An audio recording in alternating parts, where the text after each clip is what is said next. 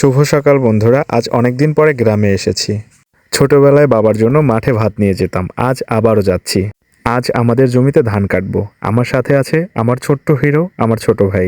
এই হচ্ছে আমাদের জমি। ওই যে বাবা ধান কাটতেছে।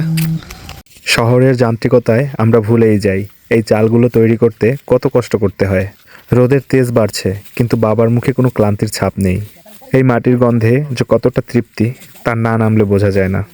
আজকে আমরা আমাদের মোট 3টা জমির ধান কাটবো। এটা হচ্ছে আমাদের প্রথম জমি।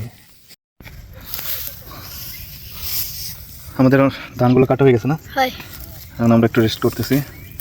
আর বাবা হচ্ছে ওই যে আটাগুলো বানতেছে। এটা হচ্ছে আমাদের আরেকটা জমি। আগের জমির ধানগুলো কাটা শেষ করে এই জমির ধানগুলো কেটে ফেলেছি। কাজের ব্যস্ততার জন্য ভিডিও করা হয়নি।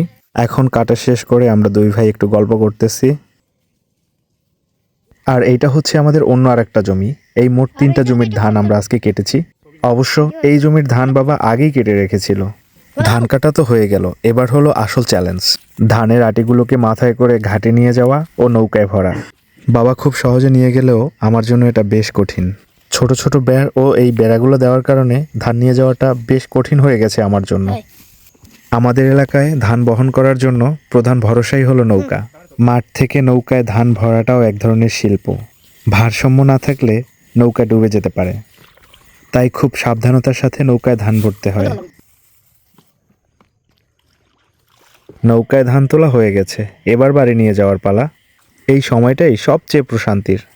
পানির শব্দ আর চারপাশে ধানের গন্ধ, সারাদিনের ক্লান্তি যেন এক নিমিষেই ধুয়ে মুছে যাচ্ছে। বাবার সাথে কাটানো এই সময়টা আমার সারা জীবন মনে থাকবে। অবশেষে আমরা ধান নিয়ে বাড়িতে পৌঁছালাম। কৃষক বাবার সন্তান হিসেবে আজ আমি সত্যিই গর্বিত।